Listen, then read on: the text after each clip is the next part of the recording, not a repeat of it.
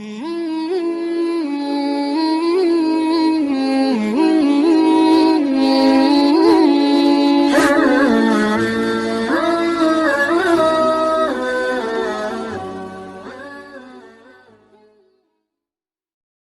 kita membahas tentang menjadi seorang hamba yang punya tujuan yang jelas dalam hidup atau menetapkan satu keinginan besar, karena kalau kita nggak punya keinginan besar yang kita perjuangkan, yang kita bela-belain, yang kita habis-habisan, yang kita fokus banget kepadanya, berarti kita masih geje, belum jelas. Orang yang udah jelas hidupnya tuh, dia tahu apa yang dia sedang perjuangkan. Orang yang udah jelas hidupnya itu, dia tahu kenapa dia berkorban. Apa yang harus dia korbankan, apa yang harus dia kesampingkan, dan apa yang harus dia bela. Berarti dia tahu betul tujuan dan prinsip hidupnya. Dia punya cita-cita yang jelas, dia punya keinginan besar, yang itu akan dia perjuangkan habis-habisan. Orang kalau misalnya dalam hidupnya bingung harus melakukan apa yang paling penting, berarti belum jelas. Apalagi kalau sampai kita ngerasain hari kita tuh berlalu dengan sia-sia. Ada hari yang kita lewatin, aduh kok hari ini kayaknya biasa-biasa aja ya. Atau kita merasa tidak terlalu bersemangat untuk bangun tidur, gak terlalu bersemangat untuk menanti datangnya terbitnya matahari, gak terlalu bersemangat untuk mendapatkan hari yang baru dalam hidup kita. Berarti kita belum jelas hidupnya. Jadi hidup seolah-olah mengalir gitu aja tuh. Terhadap apa yang udah lewat, ngerasa biasa-biasa aja, tidak ada makna. Terhadap apa yang belum terjadi, ngerasa gak punya semangat untuk meraih sesuatu. Berarti itu geje banget. Kenapa? Gak jelas kan ya? Nah, kita hari ini pengen belajar, saya juga termasuk pengen belajar menetapkan satu keinginan terbesar dalam hidup kita, yang membuat kita membela habis-habisan keinginan itu, berkorban untuk keinginan itu, berjuang untuk keinginan itu, melewati berbagai macam rintangan dengan dengan juhud, dengan semangat yang tinggi, demi untuk ngedapetin keinginan itu. Dan coba kita renungkan sebuah kisah yang pernah terjadi di masa para sahabat.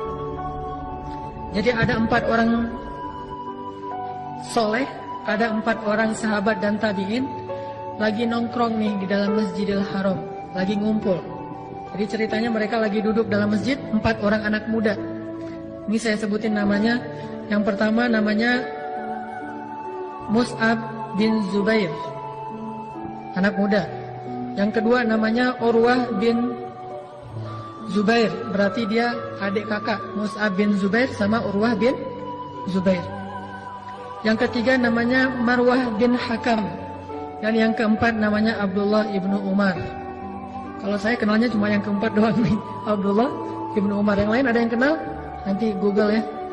Jadi ada yang namanya Mus'ab bin Zubair, Urwah bin Zubair, Marwah bin Hakam, dan Abdullah bin Umar. Sebetulnya ini agak terkenal, cuma kita mungkin jarang membaca tentang mereka. Nah, keempat anak muda ini yang umurnya kurang lebih sekitar antara 17 sampai 30 tahun, anak-anak muda ini lagi duduk di dalam Masjidil Haram. Tiba-tiba salah seorang di antara mereka nanya, kamu cita-citamu pengen jadi apa? Atau pertanyaannya, keinginan apa yang kamu ingin dapetin dalam hidup ini? Apa sih hal besar yang kamu pengen dapetin dalam hidup ini? Ini lagi pengen memperjelas maksud hidup. Kemudian orang yang pertama namanya Mus'ab bin Zubair bilang, kalau saya keinginan terbesar saya tuh pengen jadi gubernur, pengen ngegantiin Pak Aher, pengen jadi gubernur Irak. Itu keinginan terbesar dia dalam hidup. Itu satu. Ternyata nggak satu dia. Yang kedua, saya pengen nikahin cewek cantik yang namanya Sukainah binti Husain. Itu cewek idaman saya banget, itu gue banget, itu tipe saya banget tuh. Seandainya bisa, walaupun itu agak-agak mustahil, soalnya Sukainah itu terlalu tinggi untuk level saya. Tetapi yang namanya orang pengennya, saya pengen nikahin Sukainah bintu Husain. Dia sebutkan itu di depan Masjidil Haram, di depan Ka'bah, karena menurut dia sesuatu yang kayaknya agak-agak susah nih. Kayak ada seorang anak muda ditanya, kamu pengen apa dalam hidup? Cita-cita terbesar saya dalam hidup pengen nikah sama siapa misalnya di antara artis ya. Yang main talak 3 siapa tuh? Nah itu deh. Pengen nikah sama artis Fulan binti Fulan. Dia nyebutin nama itu dalam keinginan terbesar dia karena dia pikir kayaknya agak-agak mustahil. Nah, kemudian Mus'ab bin Zubair bilang pengen nikah sama Sukainah binti Husain.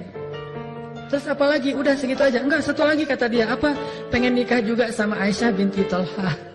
Jadi pengen nikah 2 kali. Jadi cita-citanya pengen poligami. Wah, ini bahaya nih. Ini adalah Mus'ab bin Zubair. Kalau bisa ini jangan ya. Cukup 1 aja, walaupun saya 2. Jadi cita-citanya pengen jadi gubernur Irak, sama pengen nikah sama Sukainah, sama Aisyah. 2 cewek cantik, idaman dia banget. Oke, ternyata selang beberapa tahun kemudian, Mus'ab bin Zubair benar-benar menjadi gubernur Irak, dan benar-benar menikah dengan Sukainah dan Aisyah. Ini namanya himmah, keinginan terbesar. Dia berjuang untuk itu, dia habis-habisan untuk itu sampai dapat. Kalau udah dapat baru bingung, nih ngapain lagi ya gitu.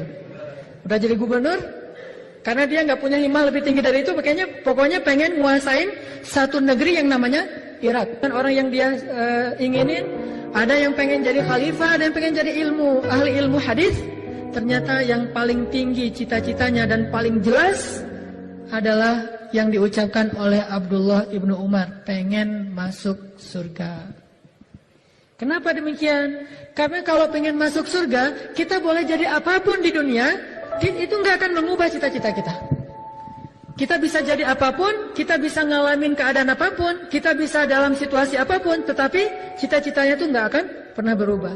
Dan nggak akan pernah selesai sampai akhir hayat kita. Bayangin kalau misalnya orang pengen jadi gubernur, pas sudah jadi gubernur selesai. Dan itu masih ada sisa umur yang panjang yang dia akan melaluinya dengan dengan keadaan gadget itu nggak jelas. Kan udah dapat yang saya pengenin. Kalau orang pengen nikah dengan orang yang dia cintai, cewek yang paling dia kagum banget atau cowok yang paling dia kagumin, ketika udah dapat jadi gadget kan, wah nih apalagi ya kok ngerasa gersang gini. Karena ada batasnya. Ketika pengen jadi presiden, ada batasnya. Pengen jadi orang kaya, ada batasnya. Pengen jadi orang terkenal, ada batasnya. Pengen jadi seorang atlet pro, ada batasnya. Ketika udah lewat usia produktif, pemain bola misalnya, usia 20-an tuh kan masih ngejos banget tuh. Jadi wah luar biasa. Pas di atas 30, udah mulai agak melendai dikit tuh. Di atas 35 udah gak kepake. Bahkan gak perlu dibayar pun gak bisa main lagi di klub itu kan ya. Paling-paling jadi pelatih, artinya nggak bisa ada seterusnya sampai akhir hayat. Tapi kalau pengen masuk surga, itu terus berlaku mulai dari sejak dia lahir sampai dia wafat. Dan itu tidak akan pernah berubah, sehingga hidupnya jelas.